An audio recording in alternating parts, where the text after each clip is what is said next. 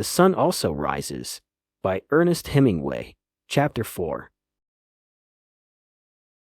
The taxi went up the hill, past the lighted square, then on into the dark, still climbing, then leveled out onto a dark street behind Saint Etienne du Mont, went smoothly down the asphalt, past the trees and the standing bus at the Place de la Contrescarpe, then turned onto the cobbles of the Rue Malfatard. There were lighted bars and late-open shops on each side of the street. We were sitting apart, and we jolted close together going down the old street. Brett's hat was off. Her head was back.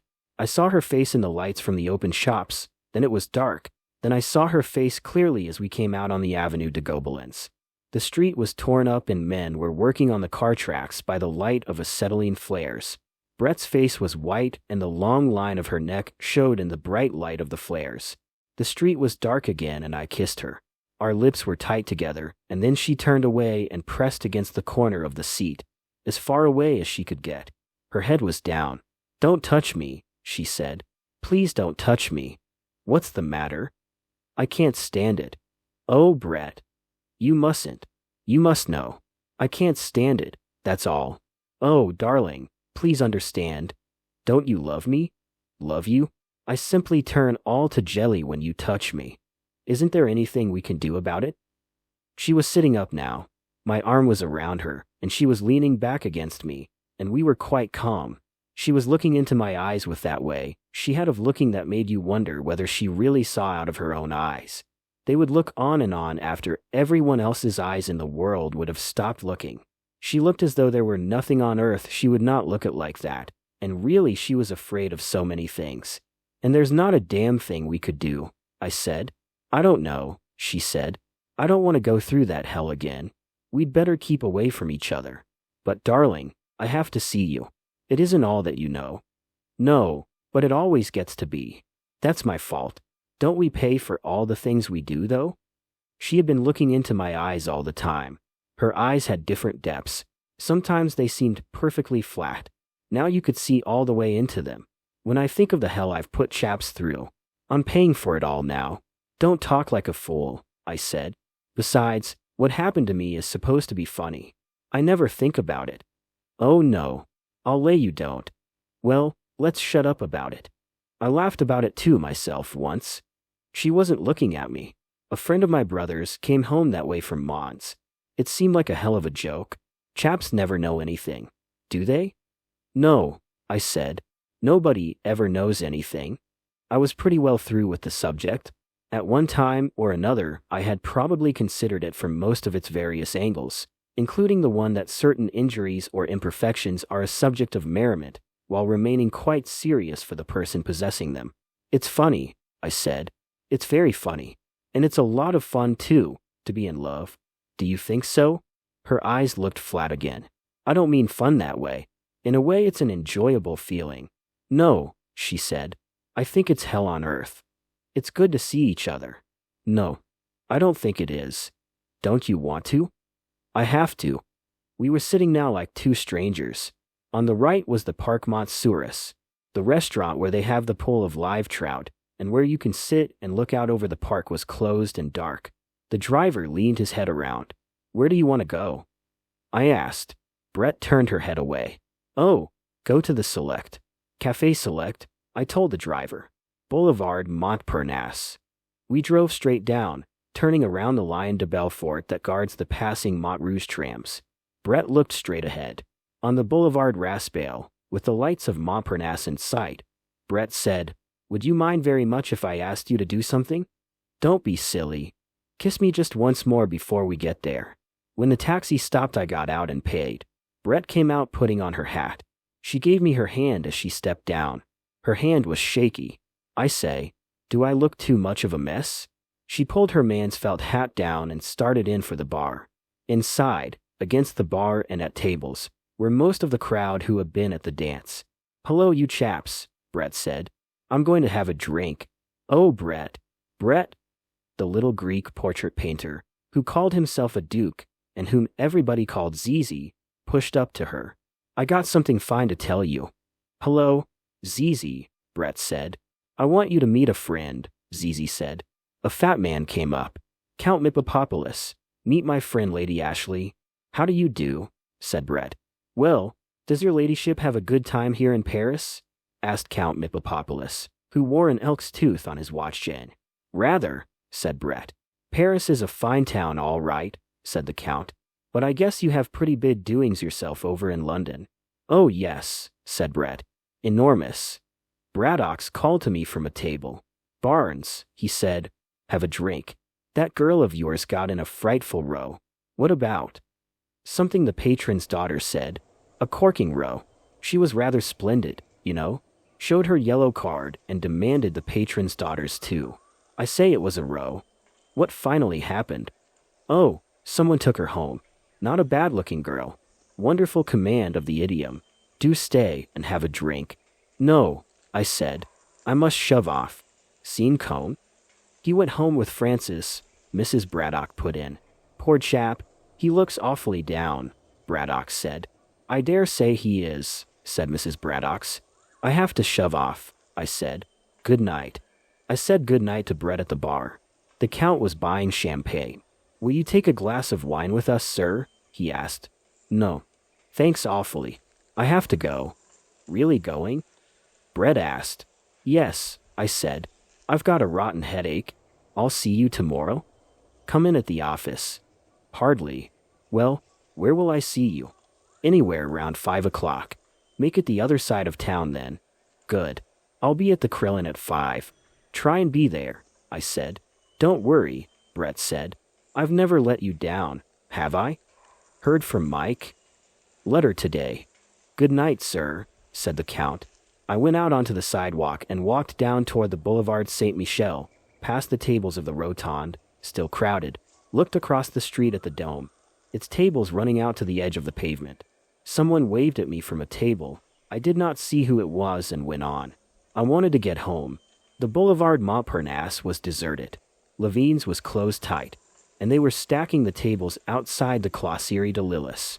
I passed Ney's statue standing among the new-leaved chestnut trees in the arc light. There was a faded purple wreath leaning against the base. I stopped and read the inscription. From the Bonapartist groups, some date, I forget. He looked very fine, Marshal Ney in his top boots, gesturing with his sword among the green new horse chestnut leaves. My flat was just across the street, a little way down the Boulevard Saint-Michel. There was a light in the concierge's room, and I knocked on the door, and she gave me my mail. I wished her good night and went upstairs. There were 2 letters and some papers. I looked at them under the gaslight in the dining room. The letters were from the States. One was a bank statement. It showed a balance of $2,432.60.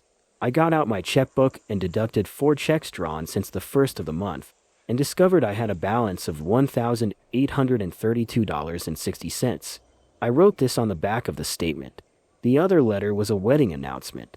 Mr. and Mrs. Aloysius Kirby announced the marriage of their daughter Catherine. I knew neither the girl nor the man she was marrying. They must be circularizing the town. It was a funny name. I felt sure I could remember anybody with a name like Aloysius. It was a good Catholic name. There was a crest on the announcement, like Zizi the Greek Duke. And that Count, the Count was funny. Brett had a title, too. Lady Ashley. To hell with Brett. To hell with you, Lady Ashley. I lit the lamp beside the bed, turned off the gas, and opened the wide windows. The bed was far back from the windows, and I sat with the windows open and undressed by the bed. Outside a night train, running on the streetcar tracks, went by carrying vegetables to the markets. They were noisy at night when you could not sleep. Undressing, I looked at myself in the mirror of the big armoire beside the bed. That was a typically French way to furnish a room. Practical, too, I suppose. Of all the ways to be wounded, I suppose it was funny. I put on my pajamas and got into bed. I had the 2 bullfight papers, and I took their wrappers off. One was orange, the other yellow. They would both have the same news, so whichever I read first would spoil the other. Le Tourille was the better paper, so I started to read it.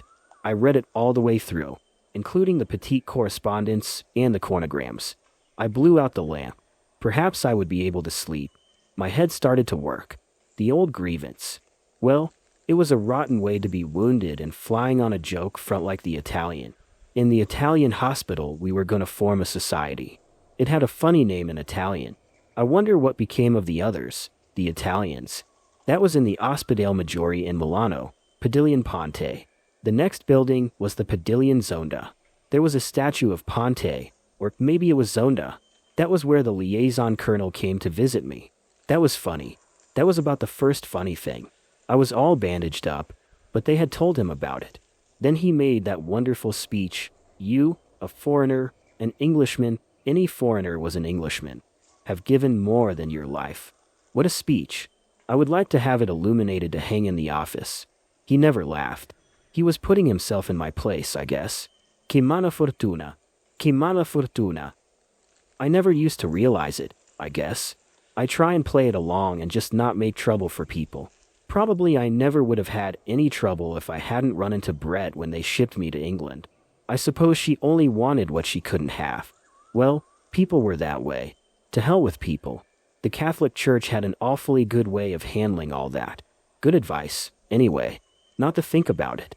Oh, it was swell advice. Try and take it sometime. Try and take it. I lay awake thinking and my mind jumping around. Then I couldn't keep away from it, and I started to think about Brett, and all the rest of it went away. I was thinking about Brett and my mind stopped jumping around and started to go in sort of smooth waves. Then all of a sudden I started to cry. Then after a while it was better and I lay in bed and listened to the heavy trams go by and way down the street, and then I went asleep. I woke up. There was a row going on outside. I listened and I thought I recognized a voice. I put on a dressing gown and went to the door. The concierge was talking downstairs. She was very angry. I heard my name and called down the stairs. Is that you, Monsieur Barnes? The concierge called. Yes, it's me. There's a species of woman here who's waked the whole street up. What kind of a dirty business at this time of night? She says she must see you. I've told her you're asleep. Then I heard Brett's voice. Half asleep, I had been sure it was Georgette. I don't know why. She could not have known my address. Will you send her up, please? Brett came up the stairs. I saw she was quite drunk. Silly thing to do, she said. Make an awful row. I say, you weren't asleep, were you? What did you think I was doing? Don't know. What time is it? I looked at the clock. It was 4:30. Had no idea what hour it was, Brett said. I say, can a chap sit down? Don't be cross, darling. Just left the Count. He brought me here. What's he like? I was getting brandy and soda and glasses. Just a little, said Brett. Don't try and make me drunk. The Count? Oh, rather. He's quite one of us. Is he a count? Here's how. I rather think so, you know. Deserves to be, anyhow. Knows hell's own amount about people. Don't know where he got it all. Owns a chain of sweet shops in the States. She sipped at her glass. Think he called it a chain. Something like that. Linked them all up. Told me a little about it. Damned interesting. He's one of us, though. Oh, quite. No doubt. One can always tell. She took another drink. How do I buck on about all this? You don't mind, do you? He's putting up for Zizi, you know. Is Zizi really a duke, too? I shouldn't wonder. Greek, you know. Rotten painter. I rather like the Count. Where did you go with him? Oh, everywhere. He just brought me here now. Offered me $10,000 to go to Biarritz with him.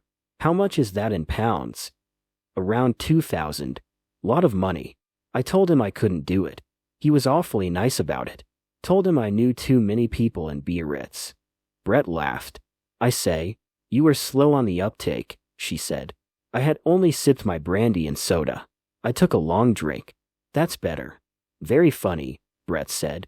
Then he wanted me to go to Cannes with him. Told him I knew too many people in Cannes. Monte Carlo. Told him I knew too many people in Monte Carlo. Told him I knew too many people everywhere. Quite true, too. So I asked him to bring me here. She looked at me, her hand on the table, her glass raised. Don't look like that, she said. Told him I was in love with you. True, too. Don't look like that. He was damn nice about it. Wants to drive us out to dinner tomorrow night. Like to go? Why not? I'd better go now. Why? Just wanted to see you. Damn silly idea. Want to get dressed and come down? He's got the car just up the street. The Count? Himself. And a chauffeur in livery. Going to drive me around and have breakfast in the Bois. Hampers. Got it all at Zelli's. Dozen bottles of Mums. Tempt you? I have to work in the morning, I said. I'm too far behind you now to catch up and be any fun. Don't be an ass. Can't do it. Right. Send him a tender message? Anything. Absolutely. Good night, darling. Don't be sentimental. You make me ill. We kissed good night and Brett shivered. I'd better go, she said. Good night, darling. You don't have to go. Yes. We kissed again on the stairs, and as I called for the cordon, the concierge muttered something behind her door. I went back upstairs and from the open window watched Brett walking up the street to the big limousine drawn up to the curb under the arc light. She got in, and it started off. I turned around. On the table was an empty glass and a glass half full of brandy and soda. I took them both out to the kitchen and poured the half-full glass down the sink. I turned off the gas in the dining room, kicked off my slippers sitting on the bed, and got into bed. This was Brett that I had felt like crying about. Then I thought of her walking up the street and stepping into the car, as I had last seen her, and of course in a little while I felt like hell again. It is awfully easy to be hard-boiled about everything in the daytime, but at night it is another thing.